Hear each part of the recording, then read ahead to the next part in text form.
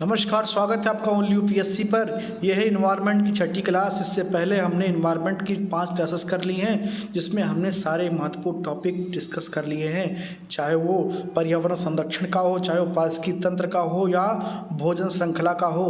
आज के इस वीडियो में हम भोजन श्रृंखला पर जो हमने आपको पढ़ाया था उनसे संबंधित सवाल करवाने जा रहे हैं, लेकिन उससे पहले हमें एक बहुत ही आवश्यक और ऊर्जा देने वाली कविता याद आ रही है कि हो गई है पीर पर्वत सी पिघलनी चाहिए और इस हिमालय से कोई गंगा निकलनी चाहिए।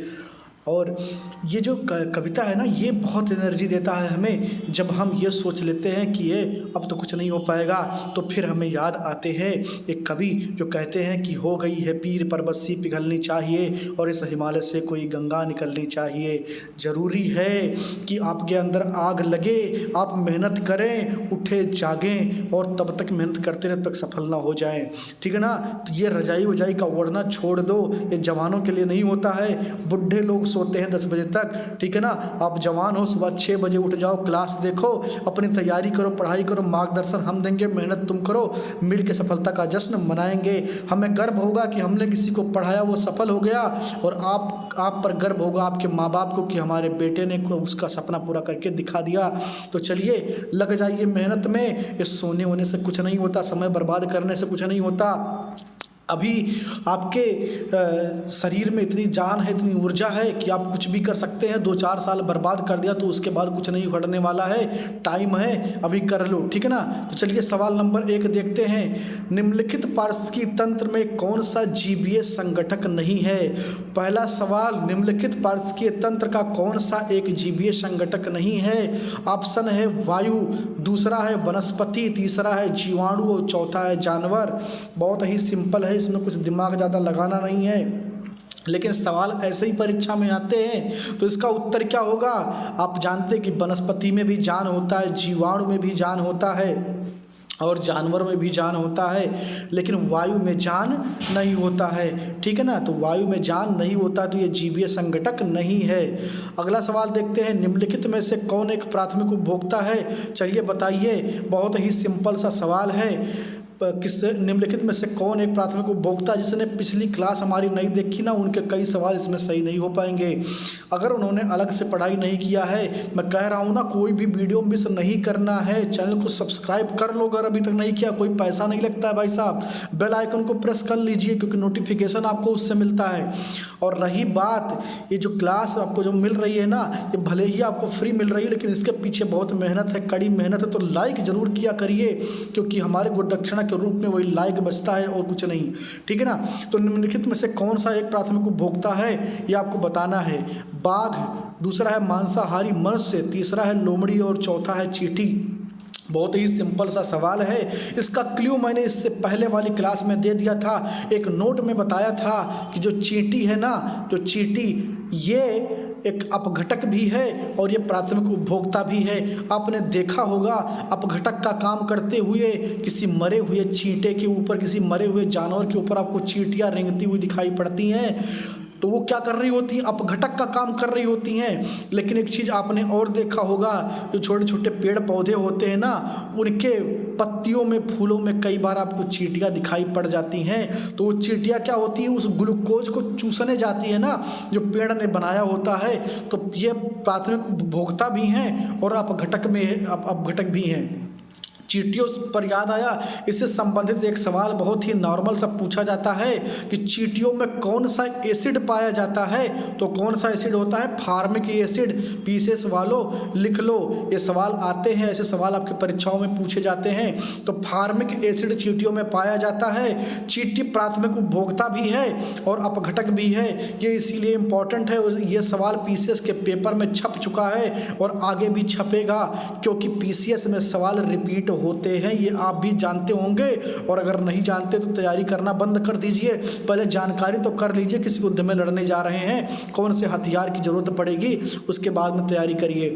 अगला सवाल देखते हैं। फूड वेब में मानव है, फूड वेब में मानव की स्थिति क्या है, इस पर सवाल है। ऑप्शन एक है आपका एक निर्माता का, कतई नहीं।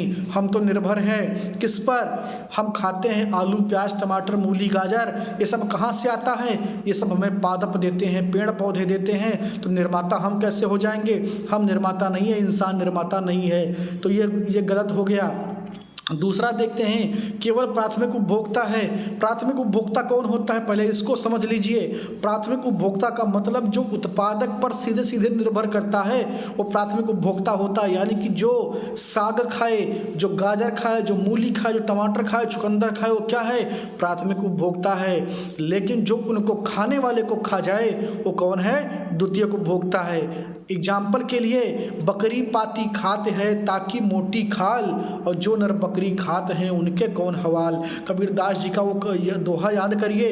कबीर ने कहा था कि बकरी है जो एक जीवित पेड़ के एक पत्ती को खाती है, उसका खाल कैसे जो है काटने वाला उसको निकालता है, और जो नर बकरी खाते हैं उनके कौन हवाल। जो नर बकरी खा लेते हैं उनका क्या होगा। तो फिलहाल वो दर्शन की बात है, यहाँ पर समझने वाली बात यह है कि प्राथमिक उपभोक्ता कौन हो गई, बकरी हो गई, क्योंकि बकरी पाती को खाती है। पाती क्या है, पत्ती क्या है, जो है जो उत्पादक है उसके द्वारा प्रदान किया गया भोजन है। तो प्राथमिक उपभोक्ता कौन है, जो सीधे उत्पाद को खाए जो उत्पादक ने उत्पन्न किया है। और द्वितीयक उपभोक्ता कौन है, जो उस बकरी को खा ले। यानी कि प्राथमिक उपभोक्ता को जो खा ले वो द्वितीयक उपभोक्ता होते हैं। तो इंसान किस श्रेणी में आएगा, इंसान घटिया श्रेणी में आएगा। इसका मतलब कि वो दोनों खाएगा, वो साग सब्जी भी खाएगा, वो बकरी भी खाएगा। ठीक है ना, मजाक कर रहा हूँ, ठीक है ना। तो प्राथमिक और द्वितीयक उपभोक्ता दोनों में इंसान आएगा। इस प्रकार से आपका ऑप्शन 4 सही हो जाएगा। तो आज से आप ये गलती नहीं करेंगे। ये सवाल आपके पेपर में छपता है, आगे भी छपेगा कि प्राथमिक और द्वितीयक उपभोक्ता दोनों है इंसान, क्योंकि साग सब्जी भी खाता है, उसी बकरी को पकाने के लिए उसमें प्याज भी डालता है। तो प्याज क्या हो गया, जब वो प्याज खा रहा है तो प्राथमिक उपभोक्ता है, और जब बकरी खा रहा है तो वो द्वितीयक उपभोक्ता है। अगला सवाल देखते हैं, समुद्री वातावरण में मुख्य प्राथमिक उत्पादक कौन है। समुद्री वातावरण में मुख्य प्राथमिक उत्पादक कौन है। ऑप्शन ये है आपका फाइटोप्लैंक्टन, दूसरा है समुद्री अपतृण, तीसरा है समुद्री आवृतबीजी, और चौथा है जलीय ब्रायोफाइट। आपको बताना है कि समुद्री वातावरण में मुख्य उत्पादक कौन होता है। तो आप जानते हैं कि स्थल तंत्र में मुख्य उत्पादक कौन है, पेड़ पौधे हैं। उसी प्रकार समुद्री वातावरण में मुख्य उत्पादक कौन है, फाइटोप्लैंक्टन है। कौन है, फाइटोप्लैंक्टन है। आगे देखते हैं, पारिस्थितिकी तंत्र में जैविक घटकों में कौन उत्पादक घटक है। पारिस्थितिकी तंत्र में जैविक घटकों में निम्न में से बताना है कि कौन सा उत्पादक घटक है।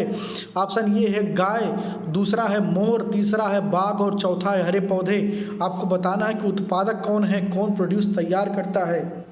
तो ये बहुत ही सिंपल है, इसमें कुछ ज़्यादा दिमाग लगाना नहीं है।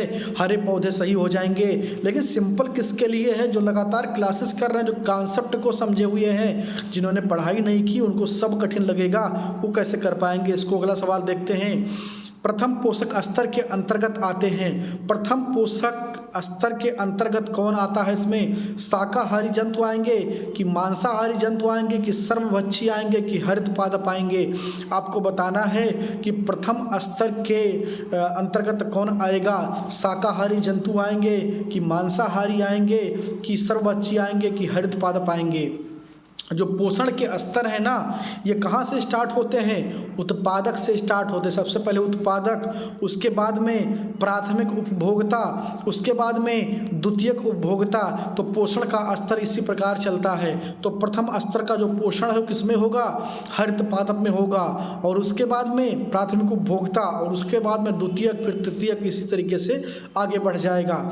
अगला सवाल देखते हैं, जैविक एवं अजैविक संघट्ट के मध्य बिचौलिए का कार्य कौन करता है। जैविक एवं अजैविक संघट्ट के मध्य बिचौलिए का कार्य कौन करता है, परजीवी, वियोजक, उत्पादक या उपभोक्ता। इस सवाल आपको कंफ्यूज कर सकता है, बहुत ही इंपॉर्टेंट है, ध्यान से सुन लीजिएगा इसका जवाब।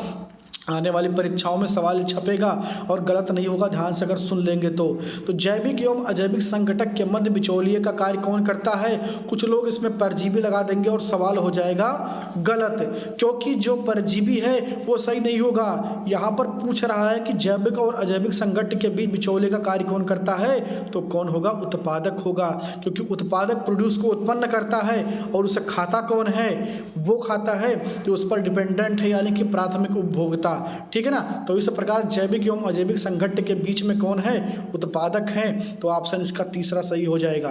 तो इस क्लास में आपने देखा कि जो सवाल हमने भोजन श्रृंखला के कराए थे, इससे पहले वाले जो कॉन्सेप्ट हमने समझा था उनके सवाल इस क्लास में कर लिए। मिलते हैं अगली क्लास में, बातचीत करेंगे अन्य टॉपिक पर। जो इतिहास की क्लास है वो भी लगातार चल रही है, इन्वायरमेंट की क्लास भी लगातार चल रही है।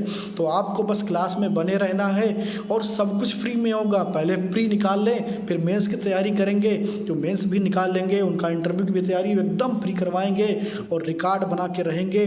सिलेक्शन देना है, ये जिद है हमारी। ठीक है ना। बस आपको क्या करना है, हमारे कदम में कदम मिला करके हमारा साथ देना है। मार्गदर्शन हम देंगे, मेहनत आप करेंगे, दोनों मिल करके सफलता के झंडे गाड़ देंगे। मिलते हैं अगले वीडियो में। बहुत बहुत धन्यवाद।